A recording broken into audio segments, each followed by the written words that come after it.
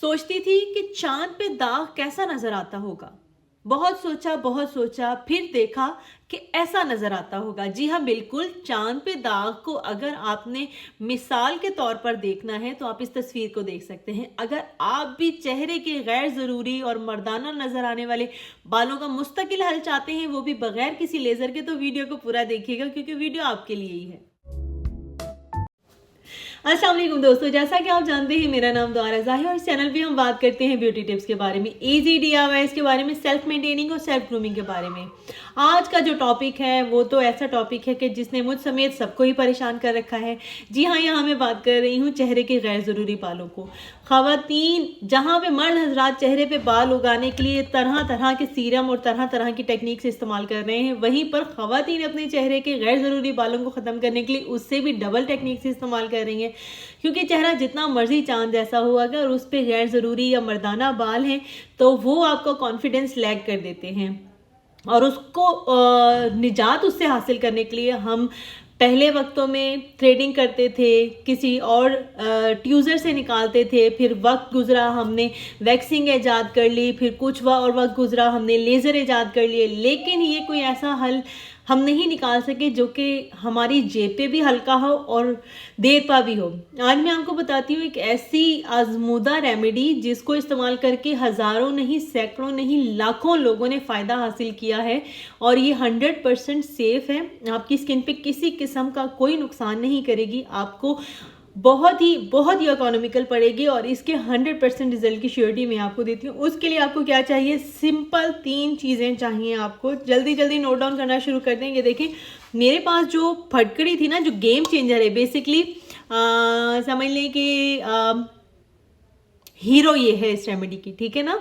तो मैंने 1 चाय का चम्मच इसमें फटकड़ी ले ली। आमतौर पे किसी भी रेमेडी में इतनी फटकड़ी इस्तेमाल नहीं होती, लेकिन इसमें होगी। आपके पास अगर फटकड़ी पाउडर है या आपने फटकड़ी पाउडर बना के रखा है तो आप 1 चाय का चम्मच ले सकते हैं, जो बहुत जल्दी डिज़ोल्व हो जाएगी। मेरे पास ज़रा मोटी मोटी सी थी तो मैंने इसको पहले, ये देखें, डिज़ोल्व होने के लिए रख दिया है। ये कुछ अभी डिज़ोल्व हो जाएगी, कुछ रेमेडी बनने के बाद डिज़ोल्व होगी। इट्स ओके, ये चलेगी मेरे लिए। इसको देख लें, मैंने 1 चम्मच रोज़ वाटर में डिप किया था। उसके बाद हमें चाहिए बहुत ही सिंपल, ज़िंदगी को आसान रखना है हमने। आपके पास 3 ऑप्शन है। मैंने ये देखें अपना जो फेस वॉश स्क्रब बनाया था, ठीक है ना, इसमें जो चावल का आटा है, बेसन है, हल्दी है, इस तरह का कोई भी मिक्सचर आपके पास अवेलेबल है, बहुत है, अच्छा है, ठीक है, काफ़ी, हम उसको इस्तेमाल कर सकते हैं। और अगर आपने मेरी बायो में जाकर अभी तक ये फेस वॉश स्क्रब नहीं देखा है तो कोई बात नहीं, आपके पास चावल का आटा है, आप 1 चम्मच चावल का आटा ले सकते हैं, 2 चुटकियाँ हल्दी ले सकते हैं। अगर आपके पास चावल का आटा नहीं है तो आप जौ का आटा भी ले सकते हैं 1 चम्मच, और उसमें चुटकी भर हल्दी ऐड कर सकते हैं।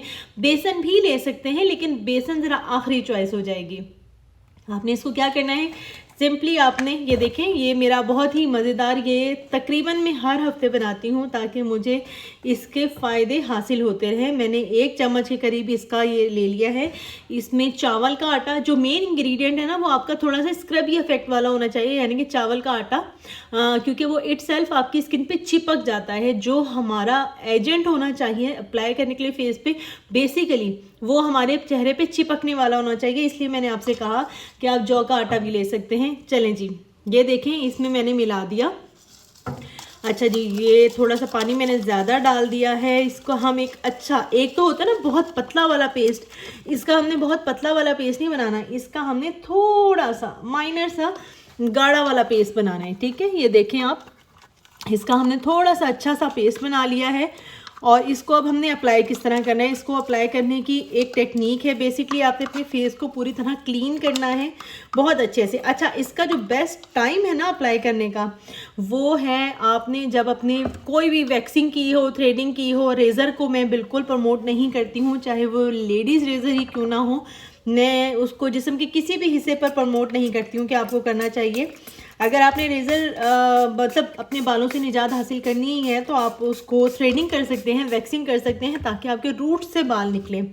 बहरहाल आपने बाल अपने उतारने के बाद, उसके बाद आपने इसको जो फटकड़ी है ना उसका 3 से 4 दिन लगते हैं नए फॉलिकल्स बनने में। तो आपने 3 से 4 दिन कंटिन्यू फॉलिकल्स पे अपने यानी कि अपने चेहरे की जल्द पे या जहाँ पे भी आप बालों की ग्रोथ नहीं चाहते हैं दोबारा, तो आपने कंटिन्यू सुबह दोपहर शाम आपने फटकड़ी अप्लाई करनी है ताकि आपका जो अगला फॉलिकल बने यानी कि बालों की जो जड़ बने वो कमज़ोर बने।